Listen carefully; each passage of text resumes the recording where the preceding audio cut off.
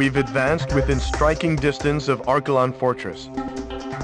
Fenrir, the whole reason they started this war is being made right here on this base.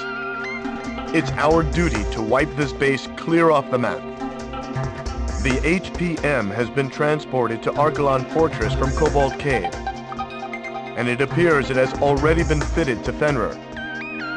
The weapon works by emitting microwaves from both Fenrir and Archelon Fortress to create an overlapping field effect, detonating all fuel caught in between. Fly too slow for too long, and you'll be tracked by the targeting system. If you don't escape quickly, your fuel tank will explode. Thankfully, the targeting system has been impaired by the destruction of the satellite targeting facility at Cobalt Cave. Even with the targeting system impaired, the HPM still poses a threat. Be careful. We've also received intel that the Archelon Fortress is equipped with the same type of shock cannon employed on the Gleipnir. Sir, we've succeeded in freeing Aurelia. The war should have already been over for us. But someone has to put an end to this. Just make sure you come back alive.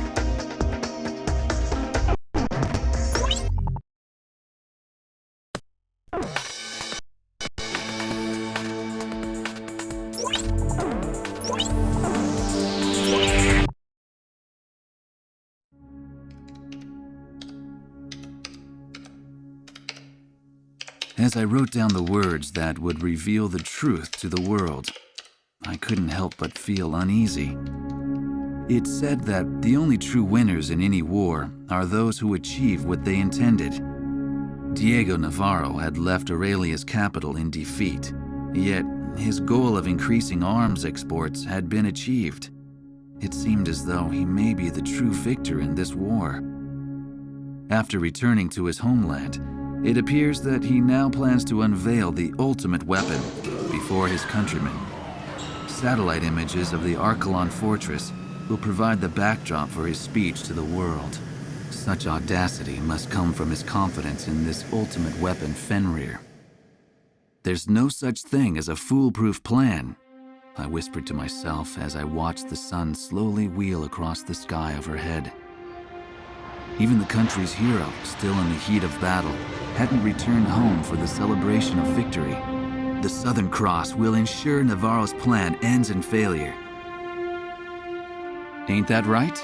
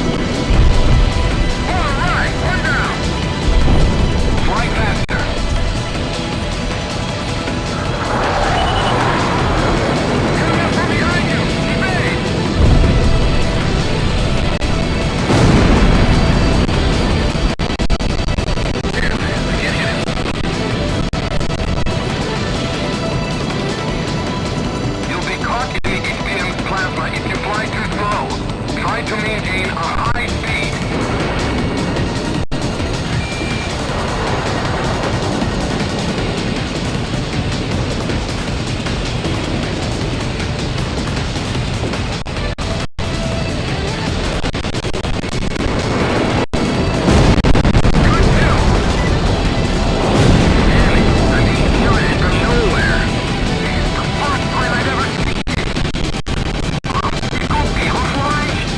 Fireball's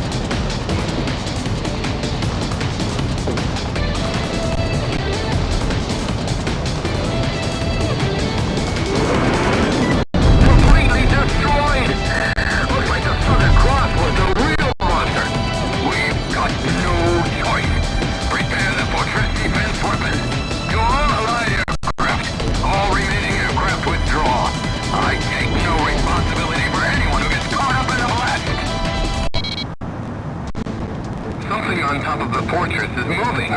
That's the same shot cannon that was on the airborne fortress. We can't allow Lasaf to remain in possession of that kind of weapon. Do what it takes to destroy the shot cannon.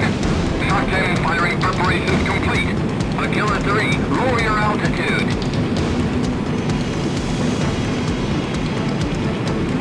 In 10 seconds. 5, 4, 3, 2, 1. Cannon firing!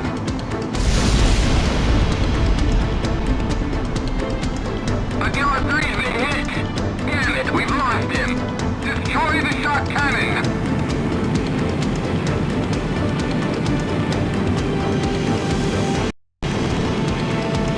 The shot cannon is preparing to fire again! In 5 seconds! 3, 2, 1. Cannon firing!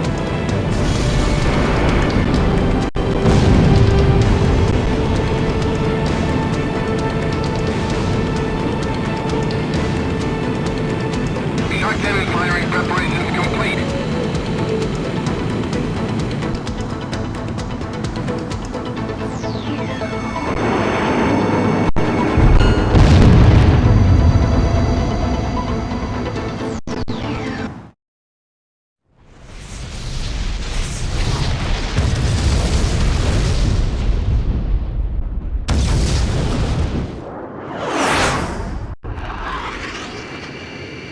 The fortress has really been destroyed!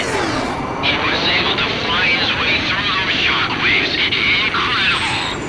You've done it, Griffiths 1! I knew our ace could do it. That's the Southern Cross for you. It certainly is. He's Aurelia's hero after all. Crux to Griffiths 1. That was a little too risky, sir. It made me nervous just watching you. It wouldn't feel like a victory if you weren't there to celebrate it with us, sir. When you think about it, you can't help but feel sorry for Lasaf's soldiers. They were nothing but pawns in Navarro's sick game. Well, it's finally over, isn't it? Let's head home. To Aurelia.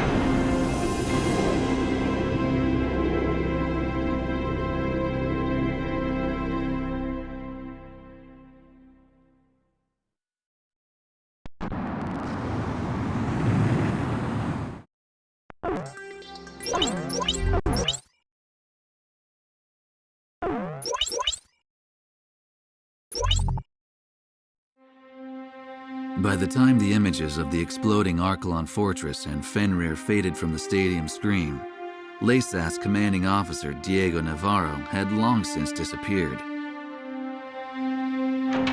With the true motives behind the war made public and his subsequent failure to regain power, Diego Navarro fled from Lasaf. Although there's no more reason to fight, surviving Lasaf soldiers continue to put up pockets of resistance across Aurelia. With their leader and direction lost, it's difficult to imagine them ever being victorious.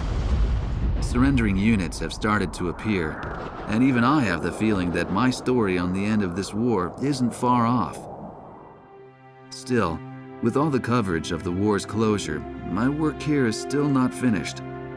Since I'll be here a while, chasing after that story on the Southern Cross doesn't sound half bad.